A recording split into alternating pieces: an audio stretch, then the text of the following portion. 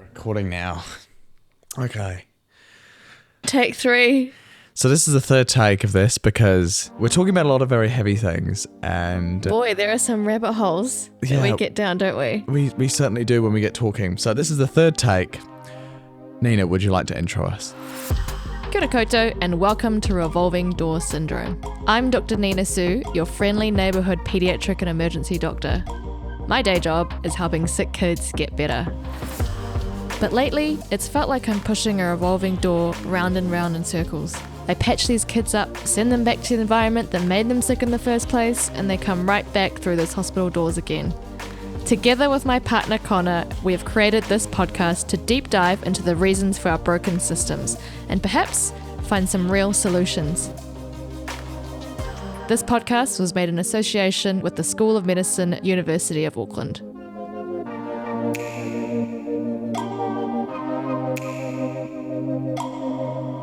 I'd like to introduce my partner, Connor Ayliffe, who is also my one-man production team. Welcome, Connor. Thank you. It's great to be here. Connor is also the reason why we have this podcast, because I think after me complaining about my work for months and months and months, he's just like, why can't you just complain to everyone else as well so everyone else can know all the things that you dislike about your job? Yeah, that's an apt description of what happened. But do you want to explain to people why we've decided to start this podcast? I guess I'm just tired. I'm burned out from the job. I am just tired of seeing people suffering. I just see that the health system is just not catered for people who don't fit that model of being a cis-het white man. And it's frustrating. So speaking as a cis-het white man, one of the things I have personally noticed is that we have become very divided as a society. And I think that a lot of what we want to achieve in this podcast is bridging that divide and talking about a lot of these hot topic burning issues. I mean, I think it's really important to have really candid conversations about this because they're, like you say, they're very heavy topics, and it would be good to hear things straight from the horse's mouth from people who've had these lived experiences, because if you hear people's stories, that speaks so much more than just statistics and numbers. Yeah, it's really easy to distance ourselves away from these issues. When you began to describe to me, this is the way the system works. The funding goes to these people and these people do with this, and then it's very complicated, isn't it? I was shocked. So many steps? And I don't think that a lot of people are aware of these things. Why don't we just send money to fund the people who are doing the work? Exactly. I think most people agree nurses should be paid more money. Yes, let's pay the nurses more so we have more nurses. Yes. And selfishly, my job would be easier as a doctor if we actually had well-staffed nurses. I admit that. If it meant that like I could work in a situation where I wasn't stressed all the time, I'd totally take a pay cut if it meant that there were more doctors and more nurses so we would actually do a good job. So as a statistic, at the moment in Middlemore, it's 17% vacancies? I think it's like 17% vacancy rate in their staff. Yeah, almost a fifth. And so obviously all those staff are having to cover for that additional nearly 20% of staff that they don't have. No. Oh, totally. And if everyone's already working really hard because it's because they're understaffed, when you get the HR department ringing you up asking if you want to pick up an extra shift, what's the answer going to be? No, I don't want to work more. Pay nurses more. I feel like that's a solution right there. I feel like that's a done and dusted. It would solve a lot of issues. Yeah. Just pay nurses more. Nina, can you tell me a little bit about why you decided to train as a doctor? Great question. When I was in high school, there was some previous student who became a nurse and worked on the Mercy ships or something who came along and did this presentation about all the great work that she'd done on the Mercy ships. And I was like, oh yeah, I want to just like help people. And I think that's like a super cliche way that people talk about when they go into like their pre-med school interviews trying to get into medicine. But to be honest, I wholeheartedly really believe that. I came into med school because I wanted to be a doctor and I wanted to help people. But to be honest, in this job, it's increasingly becoming harder and harder to help people. What are the challenges that you're facing on a daily basis that are stopping you from helping people? The reason why we're calling this podcast the Revolving Door Syndrome is that you see people in hospital and you make them a bit better. If they're a bit dehydrated, you make them more hydrated. If they are a little bit low on the oxygen, you give them a little bit of oxygen. And then, so you make them a bit better and then you send them home to the exact same conditions that made them sick in the first place. And then they come back because it's the environment, it's the life that we've allowed these people to live in that's making them sick. Because you see it so clearly. These people are sick because of poverty. They are sick because they live in these homes that are not fit for living in, and that's making them sick and it's bringing them back. Poverty is a big issue that's causing illness in children, and the more illnesses you have as a child, the worse off you'll be when you're an adult, the less productive you'll be as an adult. Those years are almost a predictor of what their health status will be. Totally. If you're a child and your parents can't afford high quality, healthy food, you're not getting the nutrition required to be healthy. And if your tummy's empty when you go to school, you aren't able to concentrate. So you're not going to perform well. Teachers might think that you're a problem child. So you're not going to get the attention that you need to succeed academically.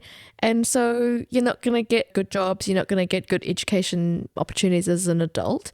So it just retains that cycle of poverty. And if you're not eating well, if you aren't actually receiving the nutrients you need, your brain doesn't grow as much. The biggest benefit that you get in every human is the first 1,000 days of life, but that actually starts before you're even born. The nutrition that the mum has, the stress has so much impact on the baby, and that just has so much flow-on effects on the health of the baby after it's born as well. The ability for the mother to breastfeed and provide a warm and safe home and to nurture this child, because those first 3 years of life where so much of your personality development and your emotional regulation happens in the first 3 years. And it's crazy that we don't have more investment into that, because who doesn't want a fully functional adult that's able to emotionally regulate?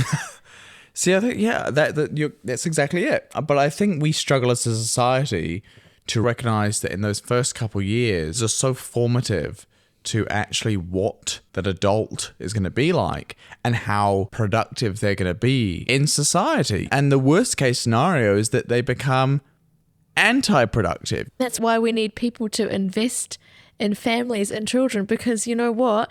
Even if you want to look at it from a fiscal point of view, the more you invest early, the better productivity you get later, which means you get more tax revenue if they make more money. And, if we don't invest heavily into children, what kind of retirement are we going to have? Because, the children that are being born today, they're going to be the tax earners for when we're in our older age, right? So if we don't put resources into them now, what kind of retirement are we going to have years later on, right? We got to invest in the kids. When we were thinking about names for this podcast, there was this Māori word that just kept playing in my mind, and I looked up what it meant, and it really resounded with me and what I wanted to do with this podcast. So it's called whakawhanaungatanga. So whakawhanaungatanga means to make relationships or to find kinship with another person. And I think that's exactly what I want to do with Revolving Door Syndrome, is that I want to connect with other people and show that if we make the effort, you can connect with people who are different from you and find kinship with people who are different. Yeah, totally. I think we like to think of ourselves as really independent free thinkers, but I think a lot of it is formed because of our situation, how we've grown up. It's our parents, it's our grandparents. It's the environments which you've grown up in. There are some people in New Zealand who will grow up in a really rural, some little small town where there's maybe a couple hundred people living on a little farm or something or whatnot. And that's their life and that's how they grow up. The community in which they live in, that's what forms their views, versus someone that's living in the central city in Auckland, growing up in an apartment building. And that's two people at two different ends of the spectrum. That's how these worldviews are formed. As humans, we've somehow become very quick to judge. Totally. I think a lot of us have become very, especially I would say lefty liberal people, we've become very woke and very quick to judge for people who are ignorant. And ignorant doesn't mean somebody is a bad person. I'm sure there are many things that I'm ignorant of, and this is a journey for me to become less ignorant, for me to understand other people. And some people just don't have time for that. If they're very busy with their daily lives, you can't expect everybody to be completely aware of everyone else's lived experiences. And if you go in an attacking way of being like, oh, you should know this or you should know that or blah, blah, blah, blah, blah, I think that only seeks to push people further away. I think it goes back to there's some famous phrase that is, the child that is not accepted by the village will burn it down to feel its warmth. Just in the movie Black Panther. Yes, exactly. I'm paraphrasing that. I've probably destroyed the original quote. But I think it's really important because, there's a lot of people that feel very excluded. The world is changing faster today than it was 20, 30 years ago. Yeah, like I think about things like in med school we learn about a little bit about cultural competence, and we really scratched the surface on learning about LGBTQ and gender affirming care, really just the surface. And we learn so much just through social media and being products of being millennials and Gen Z. We learn things through that, and just to expect our more senior colleagues who never had any of that teaching to just know things like that. I can't expect that because that's not the education that they've had. It's been a long time since they were in med school. They may not have had the same education opportunities that I've had. And then expecting someone to just understand, you should just understand this stuff, I think is a big ask on a lot of people. Especially if it's going to be introduced in a way that makes someone feel guilty for being a cishet white man. That's not what we're here to do. Because the reality is a lot of the people you work with are cis-het white men. And that's a reality. And it's not to attack people. I've grown up where my brain is still like a sponge. I recognize that as you get older, your brain is a lot less susceptible to new ideas and new thinking. It's a bit drier, is it? A bit drier, a bit harder. It is. That's the reality of life. That's the, bit more cantankerous. Yeah, no, I'm sure you can think of one or two people that fit that mold. Many. But these are the same people that struggle with these new concepts. And so do we just, right, you're gone, we need to get rid of you. Cancelled. Do we get rid of you? Or actually we learn how to work together? And I think that's what this is we actually need to learn how to work together because we share more in common as people than we are different. Totally. Yeah. And so I really hope that this podcast turns into something that can be listened to by everyone and anyone. And I don't necessarily think that people across the board will just agree with everything that's being said, but I really hope that we can engage people in a conversation that raises awareness for a lot of the issues that we have and potentially creates action. I'm really excited about this podcast because it's just really nice to have a project that's different from my job because my God, I am very burned out and I need to do something fun. And it's going to be very different from my regular job, which is, great. These last couple of years have been difficult. I don't know about you, Connor, but it's been difficult in healthcare. And I think a lot of our listeners would say, yeah, it's been pretty hard since the beginning of 2020 and it's now the second half of 2022.